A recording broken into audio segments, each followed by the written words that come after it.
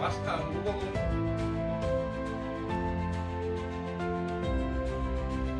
Yoldaşlık sunumda çıkmalarda tadı çiziliyor az en gelişinde şey.